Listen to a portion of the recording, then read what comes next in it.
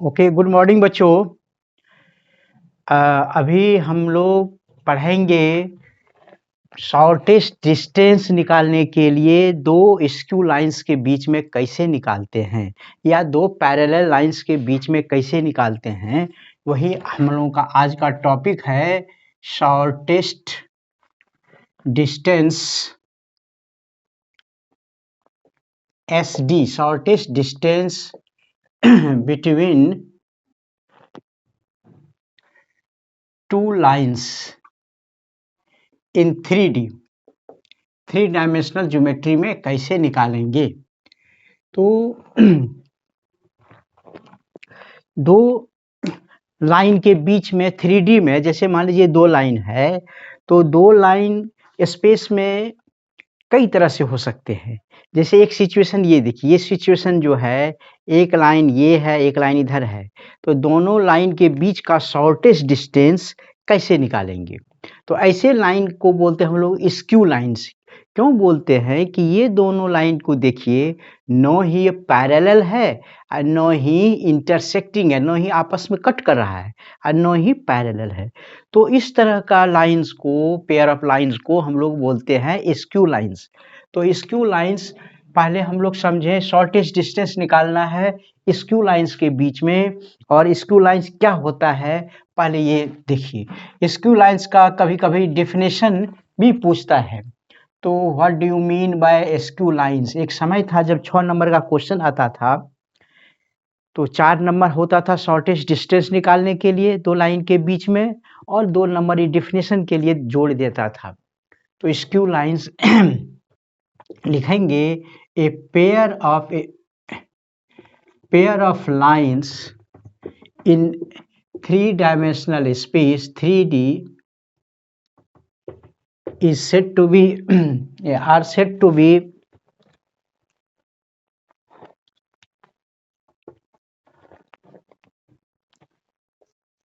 said to be skew lines. Skew lines if they are neither parallel, न ही parallel है nor intersecting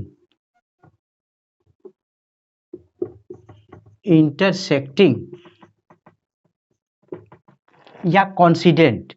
तो यहाँ हम प्लेन में जब पढ़ते थे दो लाइन का सिचुएशन, हम जानते थे दो लाइंस का 3 सिचुएशन हो सकता है प्लेन में। जैसे ही बोर्ड पर चाहे तो दो लाइन पैरेलल हुआ करता था, हो सकता है, या दोनों लाइन इंटरसेक्टिंग हो सकता है, या दोनों लाइन जो है कॉन्सिडेंट होगा, एक दूसरे पर लाइक करता है। लेकिन स्पेस में ऐसा सिचुएशन संभव है, नो ही इंटरसेक्टिंग होगा और नो ही हमारा पैरेलल होगा। ऐसे लाइंस को, ऐसे पेयर ऑफ लाइंस को हम लोग बोलते हैं स्क्यू लाइंस। या कहेंगे इस तरह से भी, जो two lines are said to be, two lines are said to be skew lines if they are non-coplanar। यदि नॉन कॉप्लेनर, दोनों एक प्लेन में न हो, यदि ही एक प्लेन में आएगा तो जरूर इंटरसेक्टिंग होगा और नहीं तो पैरेलल होगा। ऐसे पैरेलल होगा तो न ही नॉन कॉप्लेनर है। देखिए जैसे ये सिचुएशन, दो लाइन है, ये एक प्लेन में भी नहीं है, एक प्लेन मान लीजिए ऐसा बना और ऐसा, एक प्लेन ऐसा बना, तो दो प्लेन में है। तो इस तरह के पेयर ऑफ लाइंस को हम लोग बोलते हैं स्क्यू लाइंस। तो सबसे पहले हम लोग देखते हैं how to find the shortest distance between two skew lines.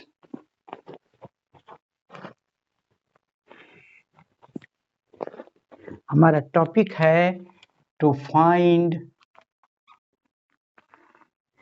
shortest distance SD between two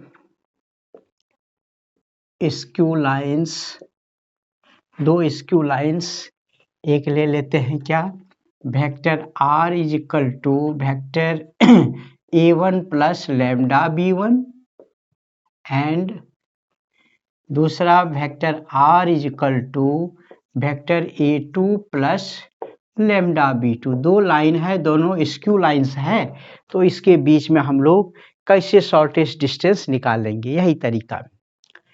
तो मान लीजिए दो लाइन हम लेते हैं, एक लाइन लिए यहाँ, एक लाइन ले लेते हैं यहाँ, ऐसे करके स्पेस में।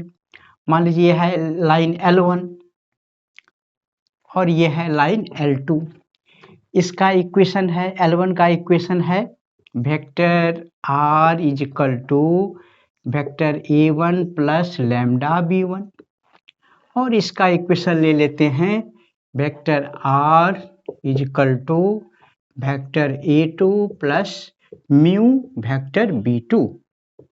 लैम्डा म्यू यहाँ स्केलर है, तो क्लियर है a1 क्या है, तो a1 एक कोई पॉइंट है, इस पर फिक्स पॉइंट है a, जिसका पोजीशन वेक्टर है वेक्टर a1। उसी तरह से a2 क्या है, एक पॉइंट b है, जिसका पोजीशन वेक्टर क्या है, वेक्टर a2। और b1, ये जो वेक्टर b1 है, ये b1 है एक पैरेलल वेक्टर, लाइन के पैरेलल ये वेक्टर है b1। उसी तरह ये b2 जो है, ये पैरेलल वेक्टर है b2। हम लोग को निकालना है क्या, ये दोनों लाइन के बीच का शॉर्टेस्ट डिस्टेंस, परपेंडिकुलर डिस्टेंस। जैसे ये देखिए, ये ऐसे है, दो स्क्यू लाइंस है, तो परपेंडिकुलर ये बीच वाला जो है लाइन दोनों पर परपेंडिकुलर है, तो यही लाइन जो है ये कहलाएगा क्या, शॉर्टेस्ट डिस्टेंस। मतलब ये लाइन फर्स्ट लाइन पर भी परपेंडिकुलर है और सेकेंड लाइन पर भी परपेंडिकुलर है। तो कहेंगे जो सपोज P एंड Q, एक दो पॉइंट ले लेते हैं, एक है यहाँ P और एक ले लेते हैं यहाँ पर Q, PQ। Let PQ is the shortest distance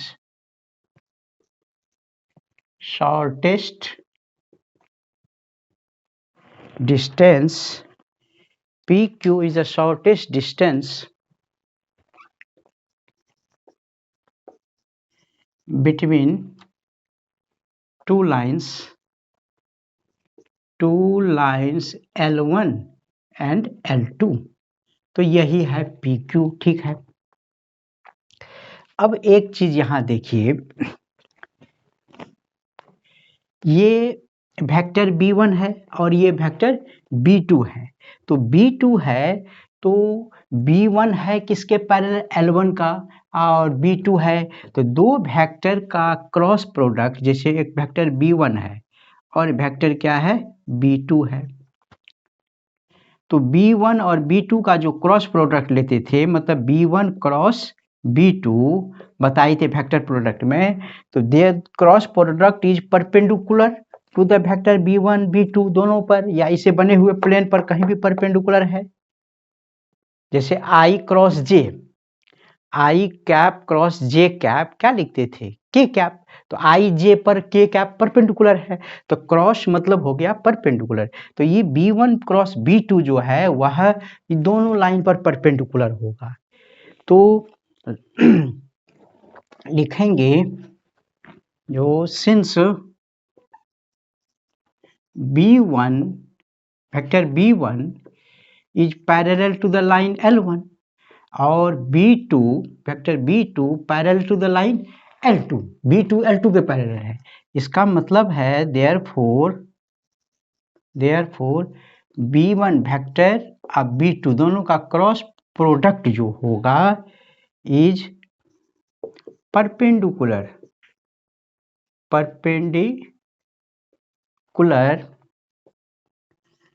to the lines L1 and L2। From the definition of cross product. तो B1 क्रॉस B2 जो होगा वह क्या होगा, वह लाइन पर परपेंडिकुलर होगा। तो याद रहे PQ परपेंडिकुलर है L1 L2 पर। Also PQ is perpendicular to lines L1 and L2। PQ भी परपेंडिकुलर है और B1 क्रॉस B2 भी परपेंडिकुलर है। तो इसका मतलब है B1 क्रॉस B2 और PQ में रिश्ता यही होगा, दोनों क्या होगा, पैरेलल होगा, एक दूसरे का पैरेलल होगा। तो इसका मतलब हो गया जो vector B1 cross B2 will be parallel to the vector PQ के पैरेलल होगा, PQ का पैरेलल। लेकिन अभी PQ हम जानते हैं नहीं, वेक्टर PQ कितना होगा। अब देखिए हम मान लेते हैं जो let n cap be the unit vector, let n cap be the unit vector along vector PQ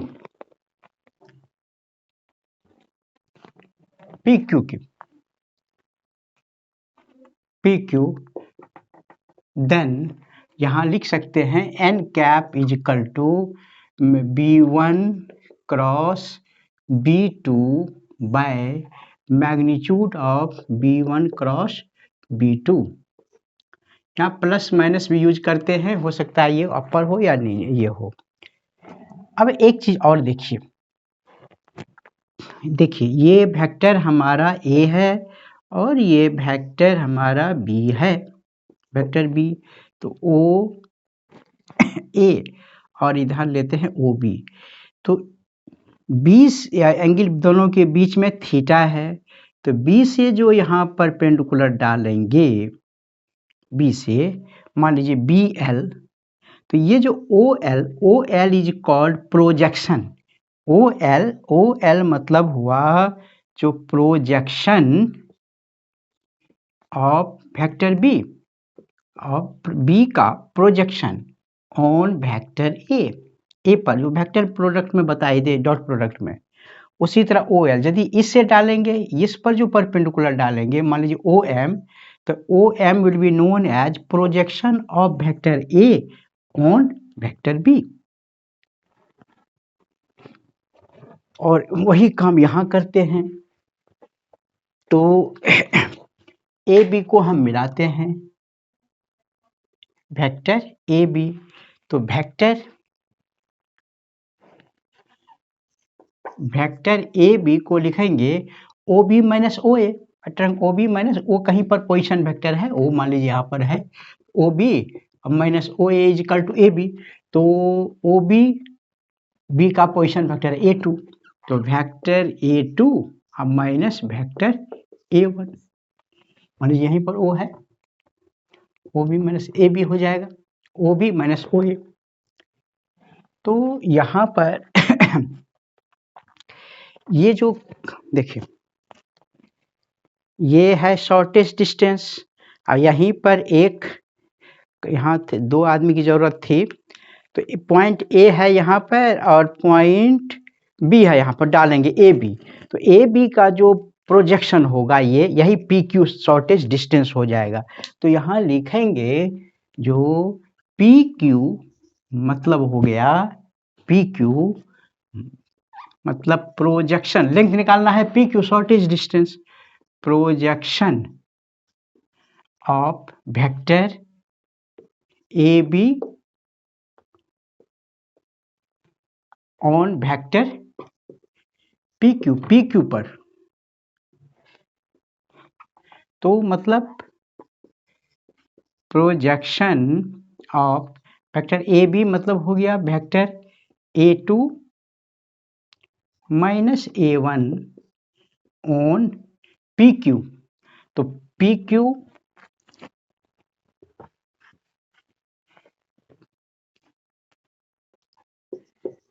on PQ, तो इसको लिखेंगे वेक्टर AB डॉट, ऐसे कर दीजिए एन कैप, ये इसी के पैरेलल है ये वेक्टर।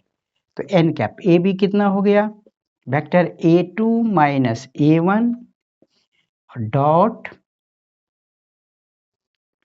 एन कैप की जगह ये वैल्यू डाल दीजिए, ये प्लस माइनस है, ये शुरू में कर दे लिख देते हैं B1 cross B2 by magnitude of B1 cross magnitude of B2।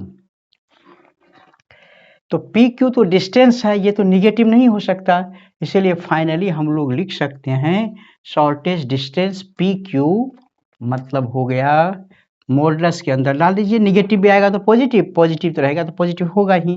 तो vector A2 minus vector A2 minus A1 dot B1 cross B2 by magnitude of B1 cross magnitude of B2। बस यही फार्मूला याद रखना है, जहां पर A2 क्या है पोजीशन वेक्टर, यहाँ से लेंगे, अब फिक्स पॉइंट A1 इसका ले लेंगे, B1 B2 इससे ले लेंगे और इसका मैग्नीट्यूड लगा देंगे, फार्मूला बना देंगे। तो ये फार्मूला हो गया क्या, to find the shortest distance between two lines. ये 4 नंबर का क्वेश्चन है, ये बाबू ये तो कंपलसरी है, ये तो आएगा, ये क्वेश्चन इंपॉर्टेंट है, आएगा ही 4 नंबर का, क्योंकि 2 लाइन के बीच में एंगल हटा दिया है CBSE में। वैसे जी मेन में कोई सिलेबस में चेंज नहीं किया है, मैं तो पढ़ा दिया हूँ, वह एडिशनल पढ़ा दिया हूँ।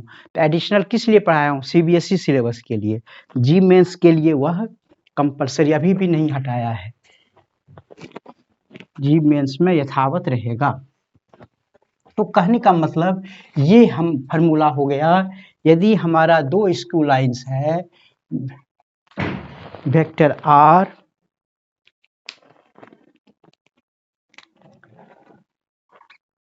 R इज इक्वल टू है, मान लीजिए A1 प्लस लैम्डा B1, और दूसरा इक्वेशन है vector R is equal to A2 plus lambda B2,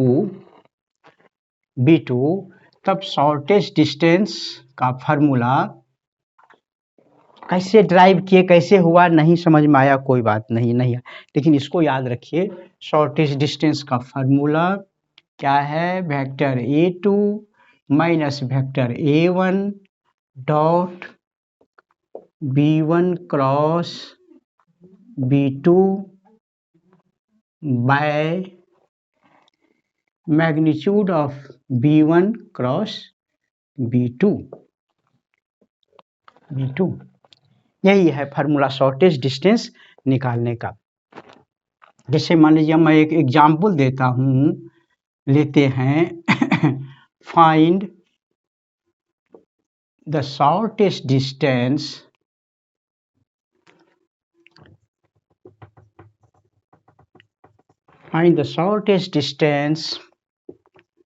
between two lines. एक वेक्टर फॉर्म में दे देते हैं एग्जाम्पल, एक देते हैं कार्टेशियन फॉर्म में। जैसे पहला है वेक्टर फॉर्म लिखते हैं, क्या है equation, vector R is equal to I cap plus J cap minus K cap plus lambda times 2I cap minus J cap plus 3K cap, ठीक है। और दूसरा लाइन है 2I cap plus 3J cap minus K cap plus mu times I cap plus 3J cap minus 2K cap, यही है।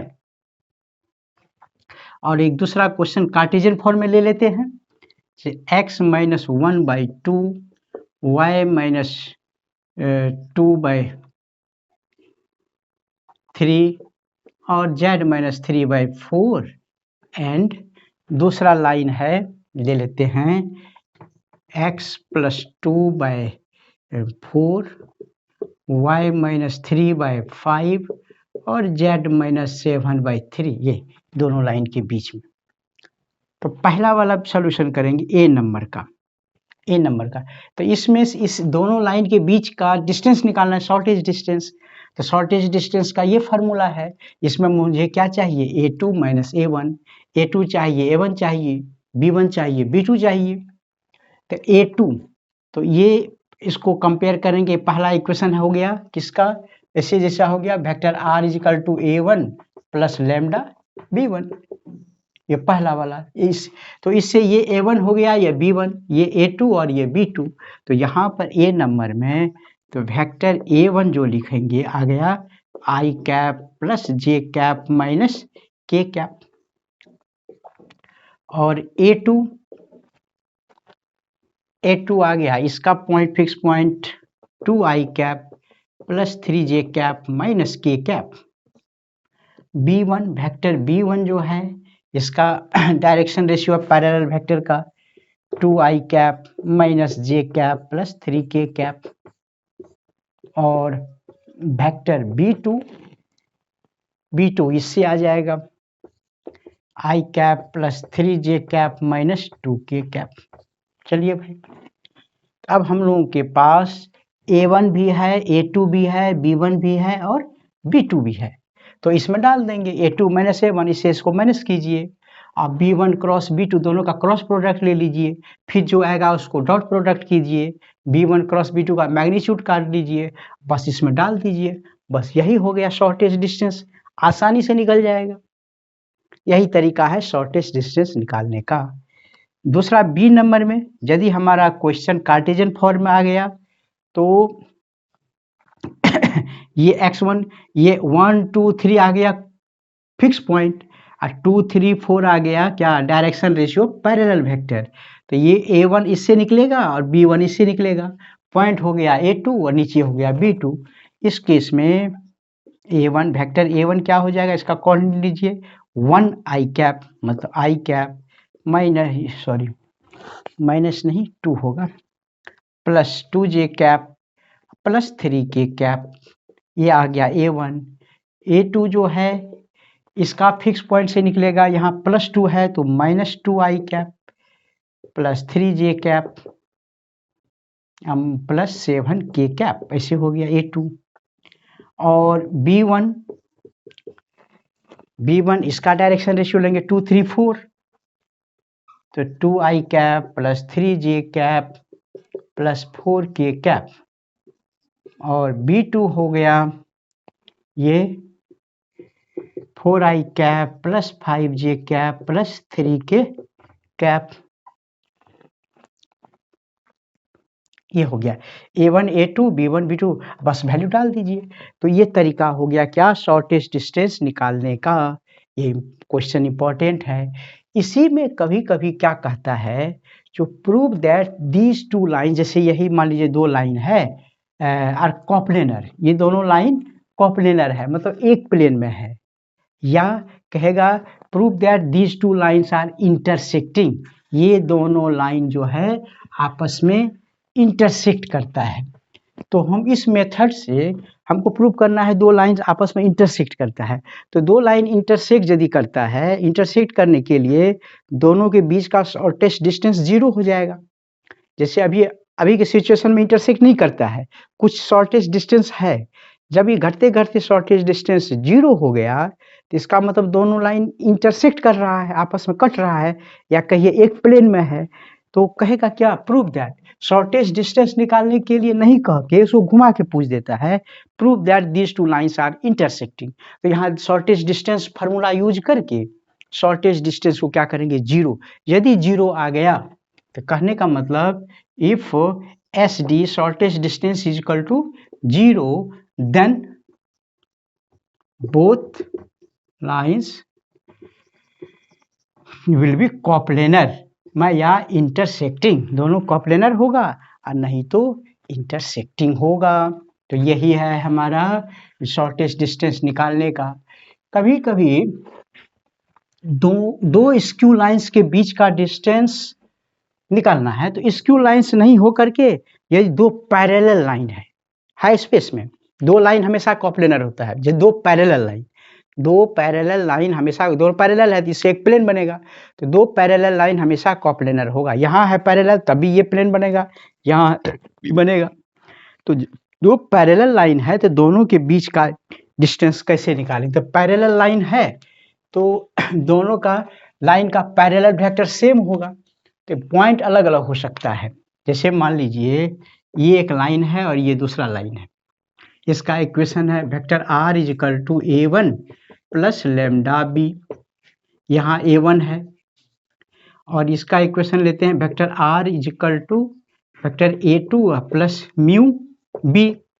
इसका vector ये parallel है, मतलब ये भी b का पैरेलल है, ये भी b का पैरेलल है, तो दोनों का पैरेलल वेक्टर सेम होगा। और यहाँ पॉइंट है कितना, मान लीजिए a1 है तो इसी तरह b है यहाँ पर a2।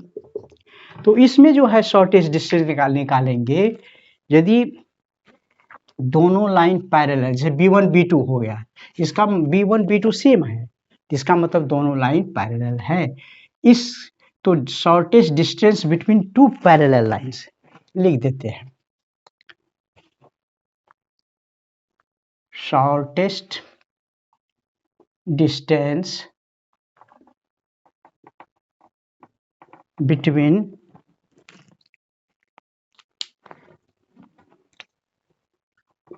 टू पैरेलल लाइंस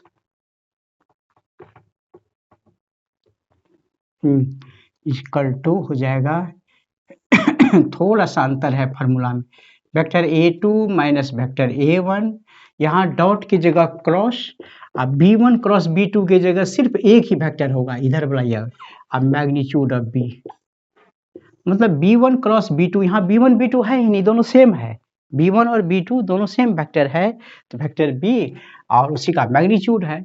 लेकिन यहाँ डॉट की जगह यहाँ क्या होगा, क्रॉस प्रोडक्ट। तो इस तरह से हम लोग शॉर्टेस्ट डिस्टेंस दो पैरेलल लाइन के बीच में भी सीख लिए और दो स्क्यू लाइंस के बीच में भी, और दोनों लाइन आपस में इंटरसेक्ट करता है तो शॉर्टेस्ट डिस्टेंस 0, या कॉप्लेनर होता है तो शॉर्टेस्ट डिस्टेंस 0। बस इसके साथ ही खत्म होता है। अब हम लोग प्लेन पढ़ेंगे अगली क्लास से। Thank you.